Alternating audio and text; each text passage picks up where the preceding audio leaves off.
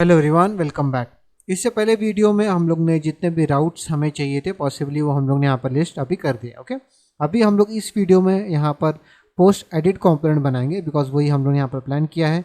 और post edit component basically create और editing दोनों के लिए यूज़ होगा, इसलिए हम लोग ने यहाँ पर उसको पोस्ट एडिट दिया। ओके, और यहाँ पर हम लोग एपीआई कॉल भी करके एक नया डेटा हम लोग बेसिकली जेसन सर्वर में पोस्ट एपीआई कॉल करके एक नया डेटा वहाँ पर क्रिएट करेंगे, जो कि फ़िलहाल आप यहाँ देख सकते हैं वो कम्प्लीटली एम्प्टी है, वहाँ पर कुछ भी नहीं है। ओके, सो यहाँ पर अगर हम लोग टर्मिनोलॉजी हर जगह अगर पोस्ट यूज़ कर रहे हैं तो यहाँ पर भी मैं चेंज करके पोस्ट कर देता हूँ, बिकॉज वही हम लोग टर्म हर जगह यूज़ करें तो इधर भी पोस्ट कर देते हैं। Okay, great, right. सो यहाँ पर अभी हम लोग मैं यहाँ पर इसे रन किया हूँ और यहाँ पर ब्राउज़र में आप यहाँ देख सकते हैं कि post/new पर क्रिएट न्यू पोस्ट करके यहाँ पर एक टेक्स्ट आ रहा है। ओके, सो फिलहाल हम लोगों को ये नहीं दिखाना है, यहाँ पर हम लोगों को कंपोनेंट जो है वो रेंडर करना है। ठीक है, तो इस सोर्स डायरेक्टरी के अंदर यहाँ पर मैं एक फोल्डर क्रिएट करता हूँ और मैं उसका यहाँ पर नाम पेजेस दे देता हूँ। ओके, और मैं एक और फोल्डर यहाँ क्रिएट करूँगा, उसका मैं नाम यहाँ पर दे देता हूँ कंपोनेंट। ओके,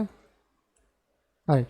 सो यहाँ पर अभी बात करते हैं पेजेस क्या है और कंपोनेंट्स क्या है। सो देखिए, ये कम्प्लीटली ओपिनिएटेड वे में मैं कर रहा हूँ, ज़रूरी नहीं आपको भी ऐसे ही करना है, पर काफ़ी जगहों पर मैंने देखा है कि ये स्टैंडर्ड फॉलो होता है। ठीक है, पर आइडियली ये है कि जितने भी अलग अलग राउट्स इस तरह के जो मेन राउट्स होते हैं उनके लिए आप जो वहाँ पर कंपोनेंट आप रेंडर कर रहे हैं ना, उसको आप एक पेजेस के तौर पे देखें, और उसके अंदर अगर कोई ईच इंडिविजुअल कंपोनेंट्स हमको ऐसे लगते हैं कि वो रीयूजेबल है, अक्रॉस पेजेस में लग सकते हैं, तो वो हम लोग कंपोनेंट फोल्डर में डाल देंगे। ठीक है, सो फॉर एग्जांपल अब यहाँ देख सकते हैं /पोस्ट में हम यहाँ एक कंपोनेंट रेंडर करेंगे। ठीक है, और पोस्ट न्यू में यहाँ पर एक कंपोनेंट हम लोग रेंडर करेंगे। ठीक है, सो ये बेसिकली कंपोनेंट पेजेस होगा जो हम लोग इसके अंदर बनाएंगे।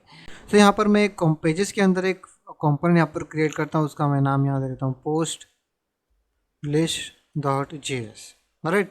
और यहाँ पर मैं इंपोर्ट करता हूँ रिएक्ट फ्रॉम रिएक्ट। ओके, और यहाँ पर कंपोनेंट का यहाँ पर मैं क्रिएट करने के लिए यहाँ पर पोस्ट लिस्ट होगा। ओके, और यहाँ पर फिलहाल के लिए यहाँ पर सिंपली मैं एक रिटर्न करता हूँ एक डिव जो बोलेगा यहाँ पर पोस्ट लिस्ट। ओके, और मैं इसको यहाँ पर एक्सपोर्ट डिफ़ॉल्ट कर देता हूँ, export default post list. Okay, आपको इसको एक्सपोर्ट डिफ़ॉल्ट करना ज़रूरी है ताकि ये बाहर फाइल जो इसको इंपोर्ट कर रहा है उसमें एक्सेसिबल रहे। ओके, सो यहाँ पर app.js में मैं आता हूँ और यहाँ पर उसको मैं इंपोर्ट करूँगा, import post list from pages /post list. Okay, so ये पोस्ट लिस्ट जो है बेसिकली यहाँ पर इस पर्टिकुलर राउट में रेंडर होने के लिए मैंने दिया, तो यहाँ पर मैं उसको रेंडर कर देता हूँ। ओके, और यहाँ पर ये सेम कोई यहाँ पर मैं कॉपी करके यहाँ पर मैं पेस्ट करूँगा, बिकॉज ऑलमोस्ट फ़िलहाल के लिए मैं इसको सेम ही बनाना चाहता हूँ। ओके, और रीनेम में यहाँ पर मैं पोस्ट एडिट कर देता हूँ। ओके, और यहाँ पर भी नाम चेंज करके मैं हर जगह कर देता हूँ पोस्ट एडिट। ओके, और app.js में यही कंपोनेंट जो अभी क्रिएट किया उसको मैं इंपोर्ट कर लेता हूँ, उसका URL यहाँ पर सेम है, तो यहाँ पर मैं उसको चेंज करके पोस्ट एडिट यहाँ पर लेके आ जाता हूँ। ओके, और ये पोस्ट एडिट मैं यहाँ पर अभी इस पर्टिकुलर राउट में यहाँ पर मैं रेंडर करूँगा। Okay, great. सो अभी यहाँ पर हम लोग आ जाते हैं, आप देख सकते हैं पोस्ट एडिट है यहाँ पर /new इसलिए, और अगर मैं /पोस्ट आउट पे जाऊँगा आप देख सकते हैं पोस्ट लिस्ट इधर आएगा। Okay, great. सो बेसिकली अब ये दो कंपोनेंट रेंडर हो, तो लेट्स सपोज यहाँ पर कोई एक ऐसा पर्टिकुलर पीस ऑफ लॉजिक है जो आपको लगता है कि पोस्ट एडिट भी यूज़ कर रहे हैं और पोस्ट लिस्ट भी यूज़ कर रहा है, तो आप क्या करोगे, एक कंपोनेंट क्रिएट करोगे इस कंपोनेंट्स फोल्डर में। ओके, और यहाँ पर पेजेस के अंदर आप उसको यूज़ कर सकोगे, बिकॉज उन दोनों में यूज़ हो रहा है, तो आपको लॉजिक पोस्ट एडिट में और पोस्ट जेएस में रिपीट करने के बजाय इम्पॉर्टेंट ये है कि हम उस कंपोनेंट्स फोल्डर में ऐड करें और फिर बाद में उसको यूज़ करें। ठीक है, तो बेसिकली ऐसा होता है कि जहाँ जहाँ आप राउट ऐड कर रहे हैं तो वहाँ पर वो यहाँ पेजेस के अंदर वो फोल्डर क्रिएट करें और फिर उसको यूज़ करें अगर आपको जैसे यूज़ करना है, या फिर आपको ऐसा लगता है कि मल्टीपल कंपोनेंट्स या मल्टीपल पेजेस उसको एक्सेस कर रही हैं, तो वो कंपोनेंट को आप यहाँ कंपोनेंट्स फोल्डर के अंदर यहाँ पर डाल सकते हैं। पोस्ट edit.js में यहाँ पर हम लोग पोस्ट को क्रिएट करने का यहाँ पर लॉजिक लिखेंगे। Okay, right. So logic add करने से पहले मैं यहाँ पर अपने चक्रा यूआई लाइब्रेरी हमारा उधर आ जाता हूँ और यहाँ पर आप देखोगे कि फॉर्म कंट्रोल इधर एक सेक्शन है जिसे यूज़ करके हम लोग फॉर्म्स बना सकते हैं। और यहाँ पर आप देखोगे कि यहाँ पर हम लोग फॉर्म कंट्रोल, फॉर्म लेबल और कोई इनपुट अगर हम लोग चाहिए तो इनपुट कंपोनेंट और हेल्पर टेक्स्ट अगर हमको दिखाना है, जैसे यहाँ पर हेल्पर टेक्स्ट है, इस तरीके से कोई एक हेल्पर टेक्स्ट आपको दिखाना है तो आप वो यूज़ कर सकते हैं। ओके, तो ये कंपोनेंट्स हम लोग यूज़ करेंगे, फॉर्म कंट्रोल, फॉर्म लेबल और इनपुट। ओके, पर ये कंपोनेंट्स यहाँ पर ऐड करने से पहले हम लोग यहाँ पर प्योर HTML में यहाँ पर कोड लिखते हैं ताकि आपको प्रॉपर अंडरस्टैंडिंग हो जाए एग्जैक्टली कैसे वर्क कर रहा है, और फिर हम लोग ईच इंडिविजुअल कंपोनेंट्स को इंपोर्ट करेंगे ताकि UI यहाँ पर बेटर हो सके। ओके, तो सबसे पहले इस पोस्ट एडिट को यहाँ रिमूव करके यहाँ पर मैं फॉर्म ऐड करता हूँ। ओके, और फॉर्म के अंदर यहाँ पर एक लेबल होगा। तो यहाँ पर बेसिकली हम लोगों का जो ब्लॉग होगा उसमें 2 चीज़ें फ़िलहाल हमारे दिमाग में आ रही है। ओके, वो ये है कि टाइटल और डिस्क्रिप्शन। ओके, तो यहाँ पर लेबल में मैं इधर टाइटल ऐड कर देता हूँ और यहाँ पर एक इनपुट होगा, इनपुट यहाँ पर मैं टाइप टेक्स्ट दे देता हूँ। ओके, तो ये टाइटल होगा और यहाँ पर मैं इसको मैं एक डिव में यहाँ पर रैप कर देता हूँ फ़िलहाल के लिए। ओके, और इसी डिव को यहाँ पर मैं डुप्लीकेट करता हूँ यहाँ पर, और एक यहाँ पर होगा डिस्क्रिप्शन। ठीक है, और आप यहाँ पर अगर UI पे आओगे आप यहाँ देख सकते हैं कि यहाँ पर आपको मैं post/new पे आता हूँ। आप यहाँ देख सकते हैं कि यहाँ पर अभी 2 फॉर्म आपको दिखाई दे रहे, एक है टाइटल और एक है डिस्क्रिप्शन। डोंट वरी, UI काफ़ी ख़राब दिख रहा है, हम लोग इसको मच बेटर करेंगे चक्रा UI यूज़ करके, पर फिलहाल मैं सिर्फ यहाँ पर फंक्शनैलिटी कंप्लीट करना चाहता हूँ और फिर हम लोग UI पे कॉन्सेंट्रेट करेंगे। ओके, सो यहाँ पर अब इसमें 2 हम लोगों को इसको यहाँ पर बिकॉज ये फॉर्म है तो यहाँ जो यूज़र टाइप कर रहा है इसको हम लोग कोई ना कोई स्टेट में रखना होगा। आप यहाँ टाइप कर सकते हैं, पर इसको हम लोग एक्सेस कैसे करें, तो इसको एक्सेस करने के लिए हम लोगों को यहाँ पर इनपुट को एक्सेस करना पड़ेगा, राइट। तो रिएक्ट अगर आपको थोड़ा भी आपने किया है पहला तो आपको पता है कि हम लोग यूजुअली ये जो डेटा है जो यहाँ पर यूज़र टाइप कर रहा है इसको स्टेट में रखते हैं और फिर हम लोग ताकि उसको ईजिली हम लोग एक्सेसिबल भी कर पाएंगे। ओके, तो यहाँ पर सबसे पहला अभी हम लोग यहाँ पर एक हुक यूज़ कर रहे हैं, वो use state hook. Use state hook use करके हम लोग एक डिफ़ॉल्ट स्टेट क्रिएट कर सकते हैं जो यूजुअली पहले हम लोग फंक्शनल कंपोनेंट में नहीं कर सकते थे, राइट। हम लोगों को कोई भी स्टेट अगर चाहिए होता तो आपको क्लास बेस्ड कंपोनेंट चाहिए होता था, फंक्शनल कंपोनेंट में नहीं कर सकते थे। पर अभी हम लोग फंक्शनल कंपोनेंट में भी स्टेट ऐड कर सकते हैं यूजिंग यूज़ स्टेट हुक। ठीक है, so use state hook basically मैं यहाँ पर कॉमा दे करके यहाँ पर मैं इस तरीके से कर्ली ब्रैकेट्स दे देता हूँ और उसके अंदर मैं यूज़ स्टेट हुक को इंपोर्ट करूँगा।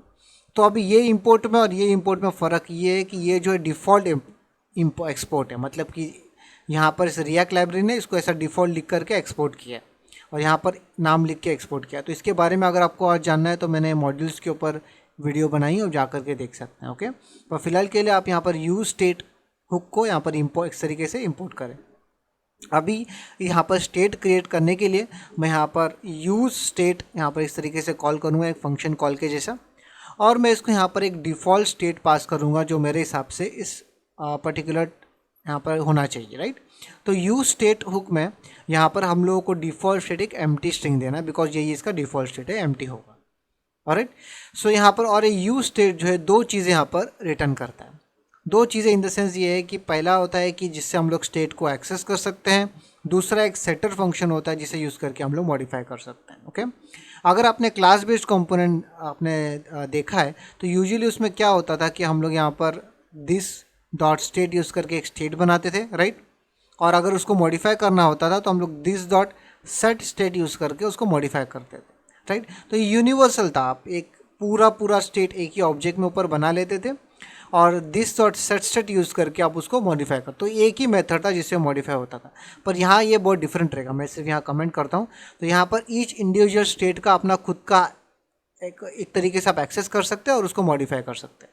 तो यहाँ पर मैं स्क्वायर ब्रैकेट इस तरीके से देता हूँ और यहाँ पर मैं इसको नाम दे देता हूँ टाइटल, और यहाँ पर मैं उसका नाम देता हूँ सेट टाइटल। और अब इसके बारे में हम लोग बात करते हैं। सो टाइटल बेसिकली क्या है, इस पर्टिकुलर स्टेट ये जो फिलहाल जो है इनिशियली ये टाइटल जो है एक एम्प्टी स्ट्रिंग होगा जो बिकॉज हम लोग ने यहाँ पर उसको यहाँ पर दिया है एम्प्टी स्ट्रिंग।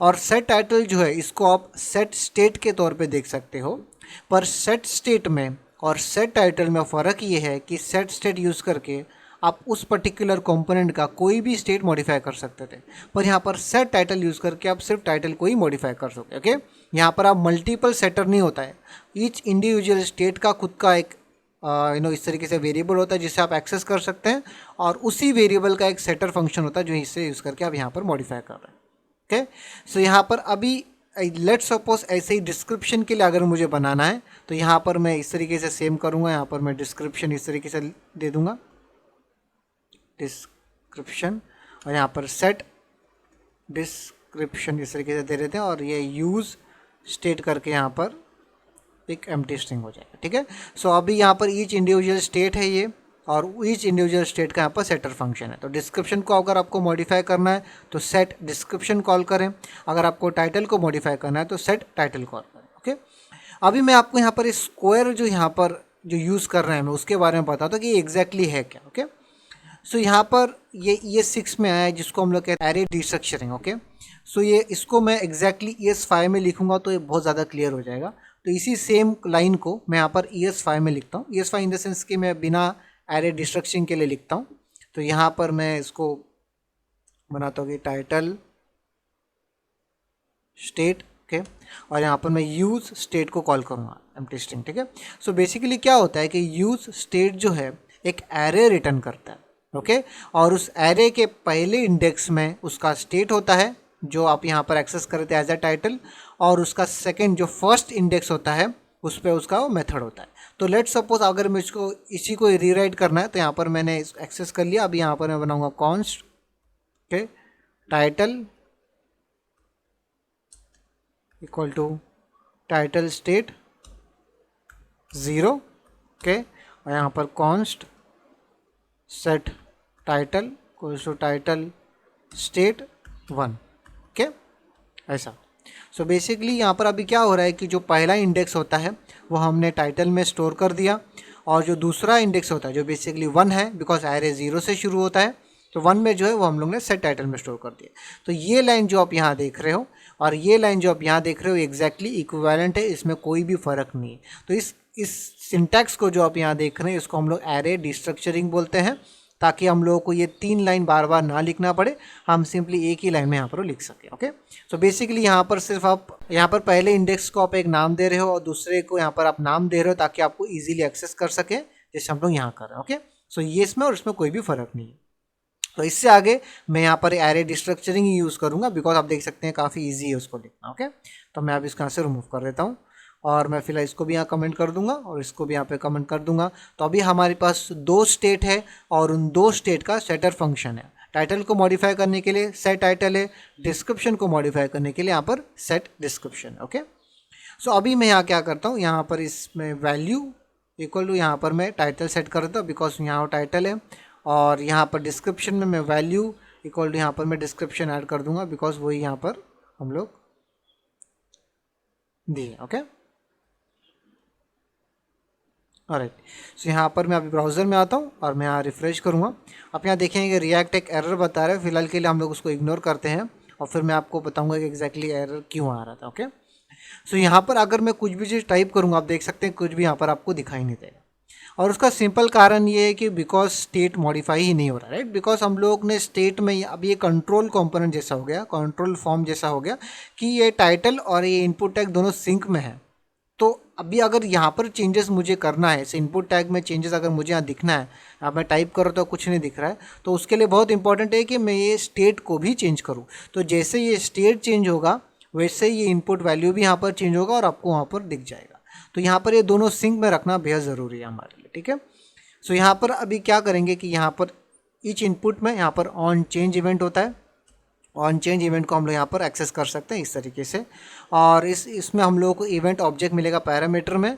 और मैं फ़िलहाल के लिए क्या करता हूँ, इस ऑन चेंज पे जो मुझे एक इवेंट मिल रहा है मैं सिंपली यहाँ पर इसको मैं कंसोल लॉग कर देता हूँ इवेंट ऑब्जेक्ट को। ओके, राइट, और मैं यहाँ पर ब्राउज़र में आता हूँ और यहाँ पर मैं एक रिफ़्रेश करूँगा और यहाँ पर मैं कुछ भी चीज़ टाइप करता हूँ। जैसे मैं टाइप करूँगा आप देख सकते हैं यहाँ पर हम लोगों को कंसोल में यहाँ पर आउटपुट दिखना चालू हो जाएगा, राइट। तो इवेंट ऑब्जेक्ट है, तो यहाँ पर एक सर्टन इन्फॉर्मेशन है जो हमें चाहिए, जो आप देख सकते हैं यहाँ पर एक टारगेट करके की है, मैं उसको ओपन करूँगा। ओके, जो फिलहाल यहाँ नल बता रहा है, लेकिन लेट सपोज मैं इसको इवेंट को event dot target dot value इस तरीके से दे देता हूँ, जिससे मुझे यहाँ पर यूज़र जो टाइप हो रहा है वो मिल जाएगा।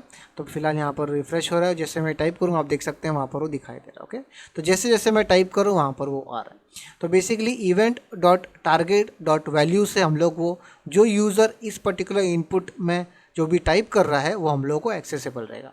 तो क्योंकि हम लोग को डायरेक्टली यहाँ वो मिल जा रहा है जो यूज़र यहाँ टाइप कर रहा है, मैं सिंपली इसको यहाँ पर स्टेट में सेट कर दूंगा यूजिंग सेट टाइटल जो यहाँ पर मेथड है। बिकॉज अगर मुझे डिस्क्रिप्शन चेंज करना है तो मैं सेट डिस्क्रिप्शन यूज़ करूँगा। ठीक है, तो यहाँ पर अभी मैं क्या करता हूँ, उस फंक्शन को यहाँ पर मैं कॉल करता हूँ जो यहाँ पर दिया हुआ है, जो बेसिकली टाइटल का सेटर फंक्शन है। मैं उसको यहाँ कॉल करता हूँ सेट टाइटल। ओके, और मैं उसमें जो event dot target dot value जो यहाँ मिल रहा था ये मैं सिंपली यहाँ पर इसके अंदर पास कर दूंगा और मैं इसको रिमूव कर देता हूँ। ओके, और यहाँ पर आते हैं, रिफ्रेश हो रहा है और जैसे ही मैं यहाँ पर टाइप करूँगा आप देख सकते हैं अभी आपको वहाँ पर वो दिख जा रहा है। क्यों? क्योंकि अभी वो स्टेट और वो इनपुट फील्ड दोनों इस सिंक में है और आपको यहाँ पर चेंजेस दिख रहे हैं। उसी तरीके से आप यहाँ पर कंपोनेंट टैब में इधर आएंगे और यहाँ पर आप देख सकते हैं पोस्ट एडिट कंपोनेंट को अगर मैं क्लिक करूँगा, यहाँ पर आप देख सकते हैं कि स्टेट में जैसे ही मैं टाइप कर रहा हूँ यहाँ पर भी आपको चेंजेस दिखने लग जाएगा। देख सकते हैं वहाँ पर चेंजेस इंपैक्ट हो रहा है। तो ये रिएक्ट डेव टूल्स को आप इंस्टॉल कर लें तो आपको यहाँ पर एक कंपोनेंट टैब इधर आ जाएगा जो आप इजीली देख सकते हैं। Okay, great. सो अभी हम लोग यहाँ पर सेट टाइटल मेथड यूज़ करके हम लोग ने स्टेट को मॉडिफाई किया। अभी यहाँ पर मैं इसको रिमूव कर देता हूँ, इसकी ज़रूरत नहीं है। सेम चीज़ मैं यहाँ पर डिस्क्रिप्शन के साथ कर देता हूँ, पर यहाँ पर जो एरर मैसेज आ रहा था उसके बारे में बात करते हैं। तो ये बेसिकली क्या कह रहा है कि यहाँ पर बिकॉज हम लोग ने यहाँ पर वैल्यू यूज़ किया है तो हम लोग ने बोला है कि स्टेट और ये इनपुट टैग सिंक में रहना चाहिए, पर इसके ऊपर हम लोग ने ऑन चेंज पहले नहीं यूज़ किया था। तो यहाँ पर रिएक्ट वही कंप्लेन कर रहा है कि आपने यहाँ पर वैल्यू सेट किया है पर ऑन चेंज नहीं सेट किया। बिकॉज रिएक्ट को मालूम है कि आपने अगर वैल्यू यहाँ दिया है और उसका चेंजेस अगर आप चाहते हो तो कुछ ना कुछ ऑन चेंज इस तरीके से आपको करना पड़ेगा। तो इसलिए यहाँ पर वो रिकमेंड कर रहा है। यहाँ पर वो एरर मैसेज इसलिए बता रहा है बिकॉज यहाँ पर डिस्क्रिप्शन में अभी तक हमने ऑन चेंज नहीं दिया है, यहाँ पर सिर्फ वैल्यू दिया है, हम लोग ने ऑन चेंज नहीं दिया है, इसलिए आपको यहाँ पर वो कंप्लेन कर रहा है। ओके, सो यहाँ पर अभी इधर भी मैं ऑन चेंज इधर ऐड कर देता हूँ। ओके, और यहाँ पर भी हम लोग को इवेंट ऑब्जेक्ट मिलेगा पैरामीटर में, और इवेंट और टारगेट और वैल्यू से जो डिस्क्रिप्शन में अगर कोई यूज़र टाइप कर रहा है तो वो हमें मिल जाएगा। तो सिंपली अभी मुझे यहाँ पर भी सेम चीज़ करना होगा जो यहाँ पर मैंने टाइटल को किया है। यहाँ पर मैं कॉल करता हूँ सेट डिस्क्रिप्शन, वहाँ पर मैं event dot target dot value यहाँ पर मैं दे देता हूँ।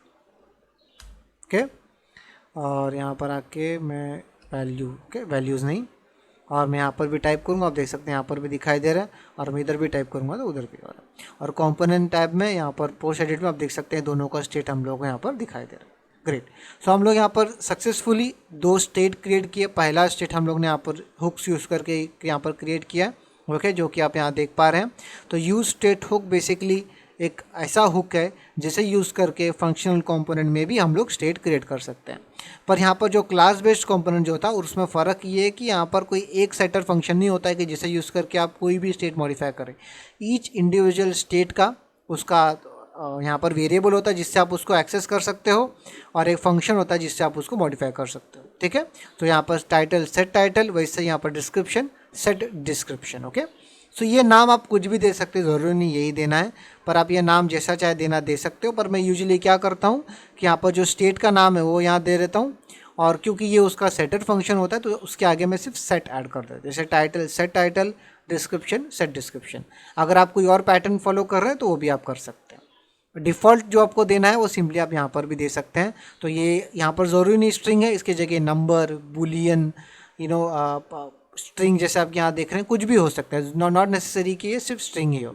आप इसको ऑब्जेक्ट भी रख सकते हैं अगर आपको रखना चाहते हैं तो।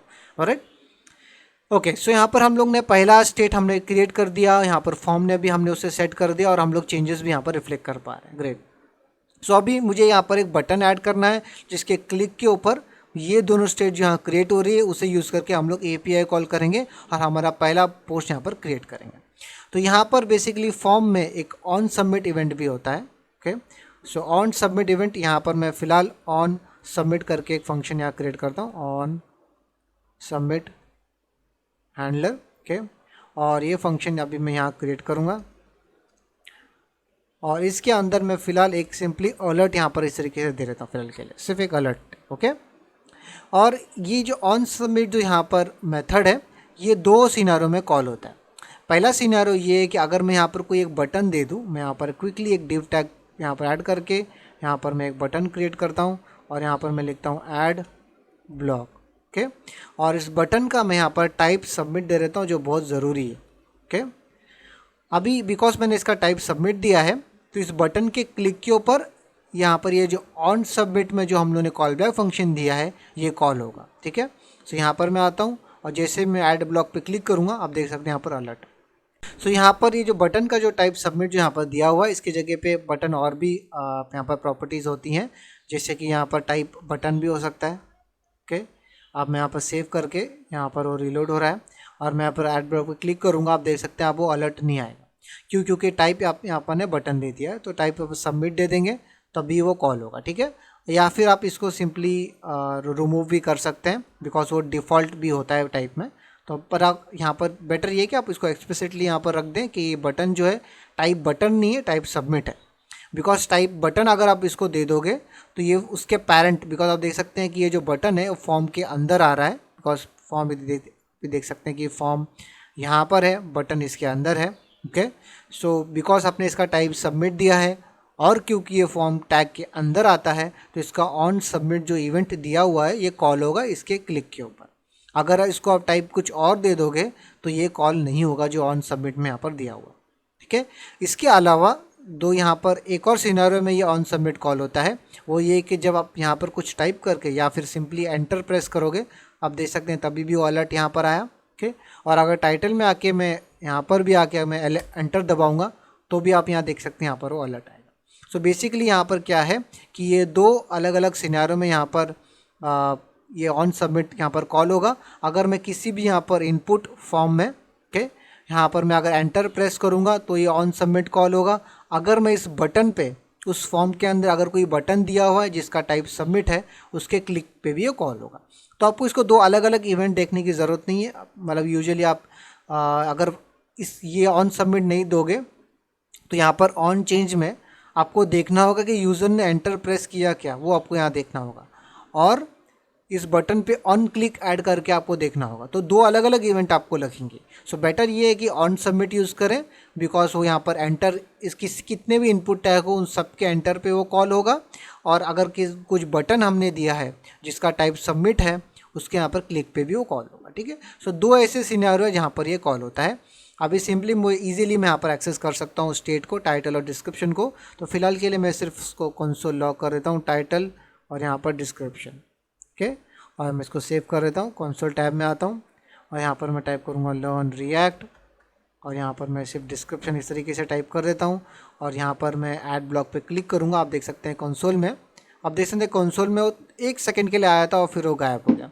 उसका कारण ये है कि बिकॉज जब भी फॉर्म सबमिट होता है तो पूरा पेज रिफ़्रेश होता है, और क्योंकि पूरा पेज रिफ़्रेश होता है तो जो एग्जिस्टिंग जो भी यहाँ पर टैग जो भी हम लोग टाइप किए रहते हैं वो चले जाता है, बिकॉज एक तरीके से रिफ़्रेश हुआ है। तो उसे स्टॉप करने के लिए जैसे ही इवेंट ऑब्जेक्ट जो है इस ऑन चेंज को मिल रहा था वैसे ही इवेंट जो है इस सबमिट इवेंट को भी मिलता है, और उसमें मैं यहाँ पर कॉल करूँगा इवेंट डॉट प्रिवेंट डिफ़ॉल्ट।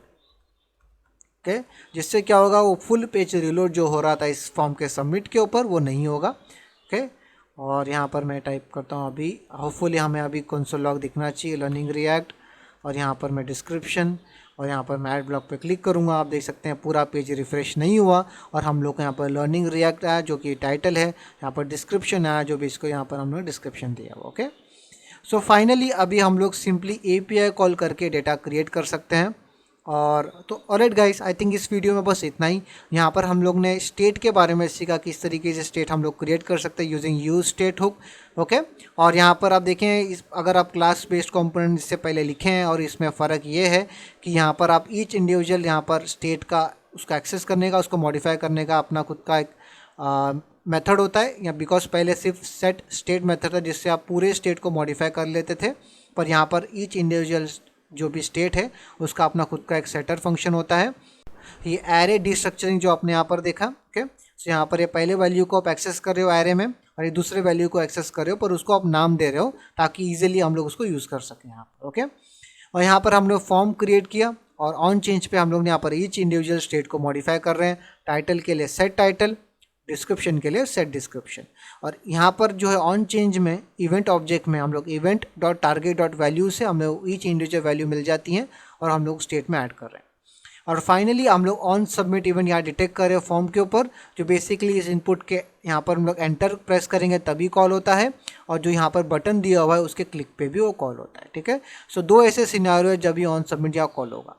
पर जैसे ही वो कॉल होता है फुल पेज रिफ्रेश होता है, बिकॉज फॉर्म का वही बाय डिफ़ॉल्ट फीचर है, जिसे स्टॉप करने के लिए हम लोग यहाँ पर event dot prevent default use किए हैं ताकि वो फुल पेज रिफ्रेश ना हो। और फाइनली हम लोग यहाँ पर API कॉल कर सकें और db.json के लिए, ताकि वो वहाँ पर क्रिएट करें, बिकॉज हमारे पास नेसेसरी इन्फॉर्मेशन यहाँ पर अवेलेबल है। Okay, alright guys, I think इस वीडियो में बस इतना ही। नेक्स्ट वीडियो में मैं आपको मिलूंगा जहाँ पर हम लोग Axios यूज़ करके API कॉल करेंगे, पोस्ट API कॉल करेंगे, और एक नया यहाँ पर हम लोग ब्लॉग जो है या पोस्ट क्रिएट कर सकते हैं। ओके, ऑलराइट गाइस, मैं आपको अगले वीडियो में मिलता हूँ। अगर ये वीडियो आपको पसंद आ रहा है तो प्लीज़ लाइक करें, सब्सक्राइब करें, और मैं आपको नेक्स्ट वीडियो में मिलता हूँ। Bye guys.